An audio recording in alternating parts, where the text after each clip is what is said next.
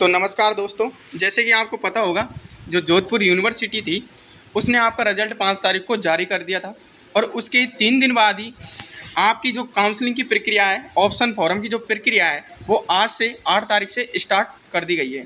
जैसे उन्होंने पूरा शेड्यूल डाला किस प्रकार काउंसलिंग होगी आपकी और किस प्रकार काउंसलिंग के बाद कौन कौन सी प्रक्रियाएँ होती है, कौन कौन से डॉक्यूमेंट्स चाहिए, वो सारी डिटेल इस सूचना के माध्यम से यूनिवर्सिटी ने अपनी साइट पर अपलोड कर दी है। तो मैं आपको वो सारी सूचनाएं बता देता हूं, चलो एक एक करके। तो पहली बात तो उन्होंने बताई कि मुख्य ऑनलाइन काउंसलिंग हेतु विकल्प फॉर्म भरने की प्रारंभिक तिथि 8/8/2024 से स्टार्ट कर दी गई है। समझ रहे हो, जो आपकी काउंसलिंग की जो प्रक्रिया है ना वो 8 तारीख से स्टार्ट कर दी गई है और इसकी जो काउंसलिंग की प्रक्रिया है वो लास्ट 13 तारीख तक ये प्रक्रिया जारी रहेगी। साइट पर आप काउंसलिंग करवा सकते हो, मतलब कि अपनी इच्छा अनुसार कॉलेज ऑप्शन फॉर्म में अपलोड कर सकते हो, ठीक है। और थर्ड उन्होंने बताया है कि प्रथम अस्थायी आवंटन का अभ्यर्थी के लॉगिन में प्रदर्शन कर दिया, मतलब कि जो पहली अलॉटमेंट लिस्ट जारी की जाएगी ना स्टूडेंट की, वो की जाएगी 21 तारीख को। किस दिन, नोट कर लो, 21 तारीख को आपका पहला रिजल्ट आएगा कि आपको कॉलेज कहाँ पर मिली है। अब ये 21 तारीख को आपको कॉलेज मिल गई, समझ रहे हो, किसको, 21 तारीख को आपको कॉलेज मिल गई। इसके बाद आपको क्या करना है, 21 के बाद आपको तुरंत एक्सेप्ट करने का मौका दिया जाएगा, जिसमें आपको 1000 रुपये पे करने होंगे। कितने करने होंगे, 1000 रुपये पे करने होंगे। ये 1000 रुपये पे करने के बाद आपको एक्सेप्ट हो जाता है कॉलेज। उस एक्सेप्ट की रसीद आपको लेनी है, जिस भी ई मित्र वाले से कराते हो उसकी रसीद आपको लेनी है और आपकी साइट पर जाकर आपको ये भी देखना है कि मेरा कॉलेज एक्सेप्ट हुआ है या नहीं हुआ है। काफ़ी बच्चे एक्सेप्ट नहीं कर पाते हैं, उनको कॉलेज मिल जाती है लेकिन वो एक्सेप्ट नहीं करने के कारण उनकी सीट खाली रह जाती है और किसी भाई को या बहन को वो सीट मिल जाती है, ठीक है। आगे चलते हैं, आगे मैं बताता हूँ आपको। जो फर्स्ट लिस्ट थी वो कितनी तारीख को आ गई, 21 तारीख को आ गई और एक्सेप्ट करने की अंतिम तिथि उन्होंने बता दी 24 तारीख तक आप उसको एक्सेप्ट कर सकते हो, ठीक है। और द्वितीय जो आवंटन, जो दूसरी लिस्ट जारी की जाएगी कॉलेज अलॉटमेंट की, वो की जाएगी 29 तारीख को। किस दिन की जाएगी, 29 तारीख को की जाएगी वो अलॉट।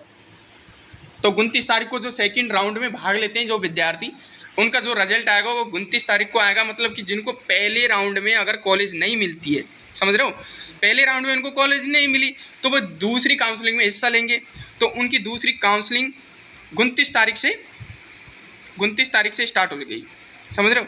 फिर उनका जो 29 तारीख को उनका आ गया, स्टार्ट हो गई, रिजल्ट आ गया दूसरी जो राउंड था उसका। फिर उसको एक्सेप्ट करने की तिथि रहेगी वो 29 से 1 तारीख तक रहेगी, समझ रहे हो, 29 से 1 तारीख तक मिड नाइट तक 12 बजे तक।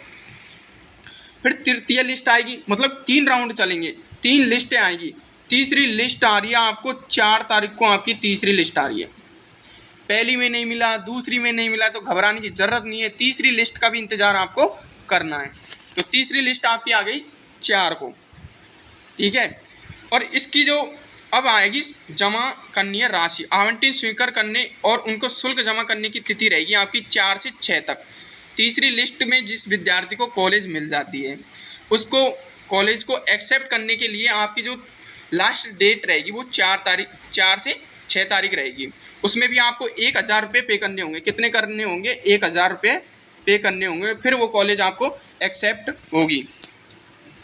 अब एक्सेप्ट होने के बाद कॉलेज आपको रिपोर्टिंग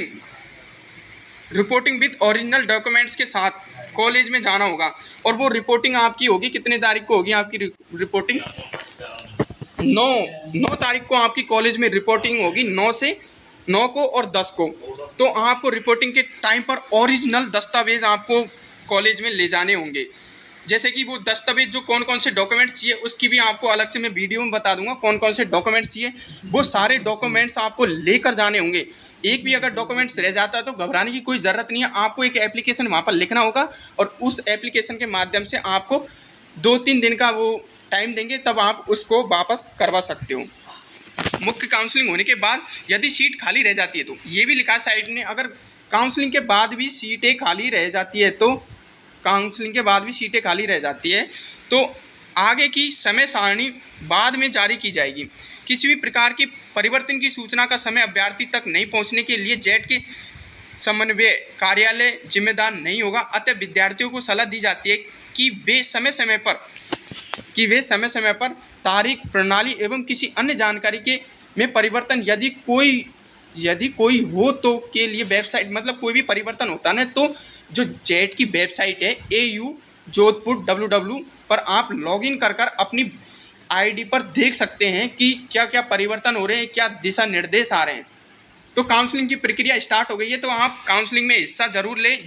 जिनके भी, मैं बता दूं, आपके कोई सी भी कैटेगरी हो, जिनके भी 120 या 120 से 150 नंबर भी आ रहे हैं, समझ रहे हो, 120 से 150 नंबर आ रहे हैं, वो काउंसलिंग में ज़रूर हिस्सा लें। और कैटेगरियों की बात करें तो वो कैटेगरियों के हिसाब से मैं अलग आपको वीडियो डाल दूंगा कि कितनी कट ऑफ जा सकती है। तो काउंसलिंग स्टार्ट हो गई है आपकी कितनी तारीख से? 8 तारीख से, मतलब आज से ही करना। तो सभी विद्यार्थी काउंसलिंग में हिस्सा जरूर लें जिसके भी 120 से 150 नंबर आ रहे हैं, ठीक है। तो चैनल को नए हो तो सब्सक्राइब करें जरूर।